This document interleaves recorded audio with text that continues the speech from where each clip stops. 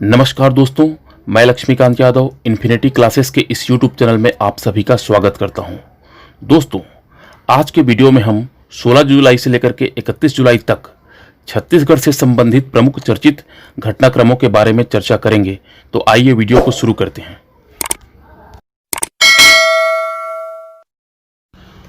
गोधन न्याय योजना। छत्तीसगढ़ राज्य में गौपालन को आर्थिक रूप से लाभदायी बनाने तथा खुले में चराई की रोकथाम और सड़कों एवं शहरों में जहां तहां आवारा घूमते पशुओं के प्रबंधन तथा गोबर के प्रबंधन और पर्यावरण की रक्षा के लिए छत्तीसगढ़ राज्य में गोधन न्याय योजना की शुरुआत किया गया है। इस योजना के लागू होते ही छत्तीसगढ़ देश का ऐसा पहला राज्य बन गया है जो पशुपालकों को लाभ पहुंचाने के लिए उनसे गोबर की खरीदारी कर रहा है। गोधन न्याय योजना की शुरुआत 20 जुलाई 2020 को हरेली त्योहार के दिन से पाटन दुर्ग से मुख्यमंत्री भूपेश बघेल जी के द्वारा शुरुआत किया गया। राज्य सरकार 2 रुपये प्रति किलो की दर से गौपालकों से गोबर की खरीदी करेगी।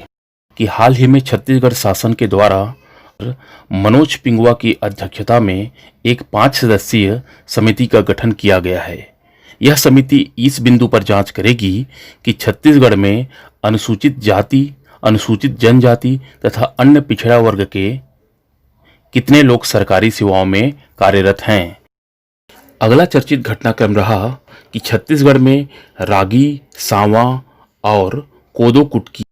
छत्तीसगढ़ सरकार किसानों के हित के लिए तथा विलुप्त हो रहे रागी, सांवा और कुटकी की खेती को बढ़ावा देने के लिए इसकी धान की तरह खरीदी हर साल करने की तैयारी कर रही है। इसकी खरीदारी की शुरुआत बस्तर तथा सरगुजा संभाग से किया जाएगा। छत्तीसगढ़ में कोदो कुटकी की सर्वाधिक खेती मैनपाट में होती है। कोदो को ऋषि अन्न भी माना जाता है। हाल ही में इंदिरा गांधी कृषि विश्वविद्यालय की धान की 2 नई किस्में चर्चा में रही। ये किस्में हैं, पहला विक्रम ट्राम्बे छत्तीसगढ़ राइस, दूसरा छत्तीसगढ़ ट्राम्बे जवा फुल राइस। तो हाल ही में इंदिरा गांधी कृषि विश्वविद्यालय द्वारा भाभा एटॉमिक्स रिसर्च सेंटर के सहयोग से धान की 2 परंपरागत किस्मों में उत्परिवर्तन के माध्यम से सुधार कर उनको विकसित किया है। ये नवीन किस्में हैं विक्रम ट्राम्बे छत्तीसगढ़ राइस और छत्तीसगढ़ ट्राम्बे जवा फुल राइस।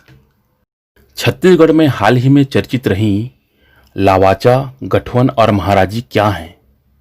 तो हाल ही में छत्तीसगढ़ में चर्चा में रही ये तीनों धान की कैंसर रोधी प्रजातियां हैं जिन्हें भाभा एटॉमिक रिसर्च सेंटर में जांच के लिए भेजा गया है। लोकवाणी मुख्यमंत्री भूपेश बघेल जी की मासिक रेडियो वार्ता है जिसकी 9वीं कड़ी का प्रसारण 9 अगस्त 2020 को होगा। इस बार का विषय रहेगा न्याय योजनाएं तथा नई दिशाएं।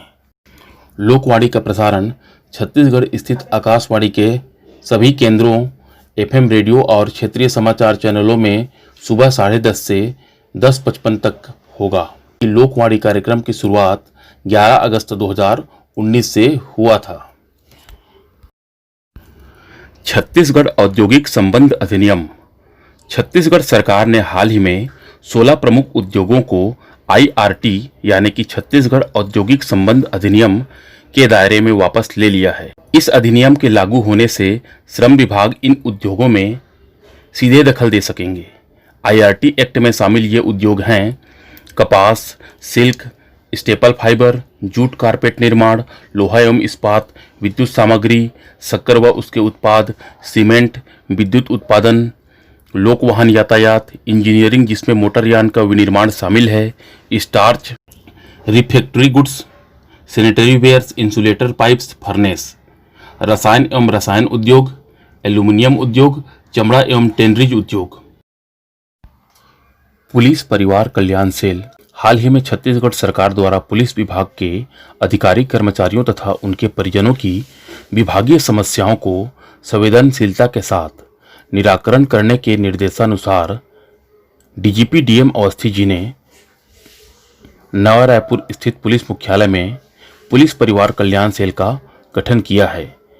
इस पुलिस परिवार कल्याण सेल का उद्देश्य पुलिस कर्मियों एवं उनके परिजनों की समस्याओं का तत्काल निराकरण करना है। लक्ष्य वेध प्रशिक्षण कार्यक्रम संबंध दंतेवाड़ा से है।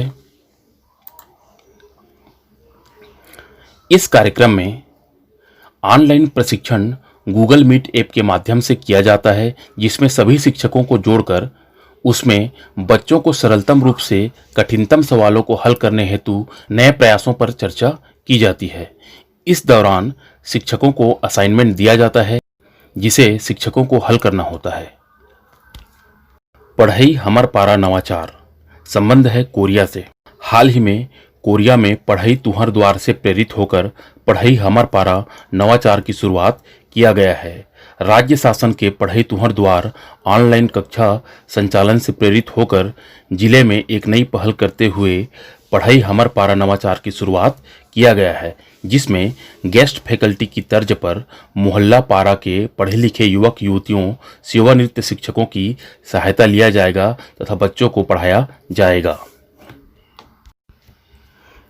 जय लयोर जय कम्माई दंतेवाड़ा में पूर्व नक्सलियों द्वारा बनाया गया स्व सहायता समूह है, जो कि अब खेती बाड़ी करेंगे।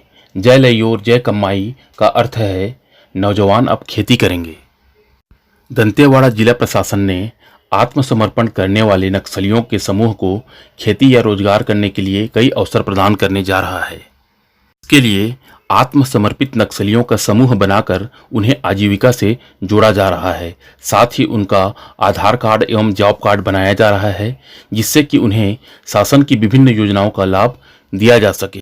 सुगम स्वास्थ्य दंतेवाड़ा, इस योजना का शुभारंभ दंतेवाड़ा में हरेली त्योहार के दिन से विधायक देवती महेंद्र कर्मा जी ने हरी झंडी दिखाकर इसका शुरुआत किया। इसके तहत अब किसी भी मरीज, गर्भवती महिला या दुर्घटना से घायल को एम्बुलेंस के लिए भटकना नहीं पड़ेगा। इस योजना से अब व्यक्ति अपने आस पड़ोस या समीप में स्थित गांव के वाहनों के मालिक को फोन करके अस्पताल ले जा सकते हैं। इसके बदले में वाहन मालिक को उचित किराया भाड़ा प्रशासन द्वारा दिया जाएगा। कोंडा गांव में मक्का प्रोसेसिंग यूनिट शुरू होगा, इसलिए यह चर्चे में रहा। मोहेरेंगा रायपुर, यहां पर नेचर सफारी खोला जाएगा 1 नवंबर 2020 से। मुरुमसिल्ली जलाशय, जो कि एशिया का पहला साइफन बांध है, पर्यटन को बढ़ावा देने के लिए यहां पर विदेशी क्रूज चलाया जाएगा। घोड़ाधार जलप्रपात, हाल ही में चर्चा में रहा। घोड़ाधार जलप्रपात महासमुंद में स्थित है। अंजोरा दुर्ग के कामधेनु विश्वविद्यालय का नया नाम वासुदेव चंद्राकर जी के नाम पर रखा जाएगा।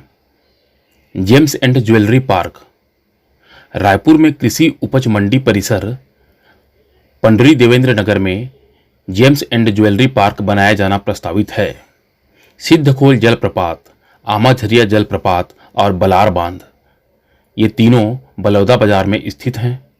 दुर्ग के पाटन से मुख्यमंत्री भूपेश बघेल ने नवीन आदर्श थाना भवन का लोकार्पण किया। सातधार इलाका, दंतेवाड़ा में इंदिरावती नदी के किनारे मगरमच्छों का आवास है। नीति आयोग की आकांक्षी जिलों की रैंकिंग, हाल ही में 25 जुलाई 2020 को नीति आयोग की देश भर के 112 आकांक्षी जिलों की रैंकिंग जारी किया, जिसमें बीजापुर पूरे देश में प्रथम स्थान पर रहा। गौरतलब है कि स्वास्थ्य, पोषण, शिक्षा, कौशल विकास, कृषि, जल संसाधन, वित्तीय समावेशन और बुनियादी अधोसंरचना विकास के क्षेत्र में बेहतर कार्य करते हुए बीजापुर ने अपने डेल्टा अंकों में पूरे देश में सर्वाधिक 2.3 अंकों की वृद्धि की और प्रथम स्थान पर रहा।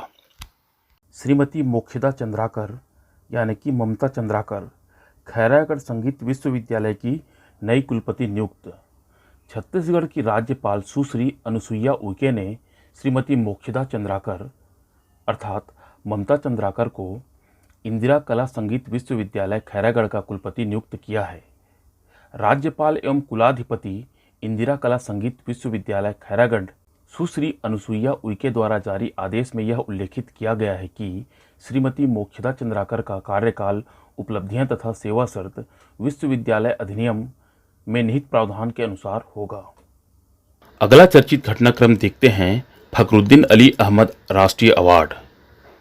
छत्तीसगढ़ के 4 कृषि वैज्ञानिकों को संयुक्त रूप से फखरुद्दीन अली अहमद राष्ट्रीय अवार्ड से सम्मानित किया गया। ये वैज्ञानिक हैं डॉक्टर आदिकांत प्रधान, डॉक्टर एस.के. नाग, डॉक्टर अभिनव साव और डॉक्टर अनिल दीक्षित। इन्होंने क्या काम किया जिसकी वजह से यह पुरस्कार उनको मिला? तो इन्होंने कृषकों से जुड़ी समस्याओं को सूचीबद्ध किया, जिसमें स्थानीय कम उत्पादन देने वाली किस्में, बिखरे हुए रूप में कृषि करना, मुख्य कृषि कार्यों के समय कृषि करने वाले लोगों की कमी और मजदूरों के लिए पलायन करना जैसी प्रमुख समस्याओं को सूचीबद्ध किया। जगदेव राम उरांव अखिल भारतीय वनवासी कल्याण आश्रम के अध्यक्ष थे, जिनका हाल ही में निधन हुआ। पुस्तक विमोचन। हरिहर भुइयां। हाल ही में छत्तीसगढ़ के मुख्यमंत्री भूपेश बघेल ने वन विभाग द्वारा प्रकाशित पुस्तिका हरिहर भुइयां गढ़बो नवा छत्तीसगढ़ का विमोचन किया। जुलाई के माह में अन्य चर्चित घटनाक्रम को देखते हैं। हरेली त्योहार 20 जुलाई को मनाया गया। हरेली त्योहार सावन अमावस्या के दिन मनाया जाता है। छत्तीसगढ़ में कोरोना से रिकवरी दर 70.2% रही तथा मृत्यु दर 0.48% रही। भिलाई इंस्टीट्यूट ऑफ टेक्नोलॉजी दुर्ग बना छत्तीसगढ़ का पहला ऑटोनॉमस इंजीनियरिंग कॉलेज। छत्तीसगढ़ में ऑनलाइन पढ़ाई में आ रही दिक्कतों को देखते हुए छत्तीसगढ़ राज्य शासन ने अब लाउड स्पीकर से पढ़ाई कराए जाने का निर्णय लिया है, जिसकी शुरुआत बस्तर से किया जाएगा। दुर्ग की पानी की जांच करने वाली टेस्टिंग लैब इस बार भी देश में नंबर 1 पर बनी रही। छत्तीसगढ़ में कोरोना संक्रमण की रोकथाम और बचाव के लिए हॉट स्पॉट क्षेत्रों में लॉकडाउन की अवधि अब 6 अगस्त तक के लिए बढ़ाने का निर्णय लिया गया है, जो कि पूर्व में 28 अगस्त तक था। दोस्तों, अगर ये वीडियो आपको अच्छा लगा तो वीडियो को लाइक कीजिए, हमारे चैनल को सब्सक्राइब कीजिए और अपने दोस्तों में शेयर कीजिए। मिलते हैं नए वीडियो में।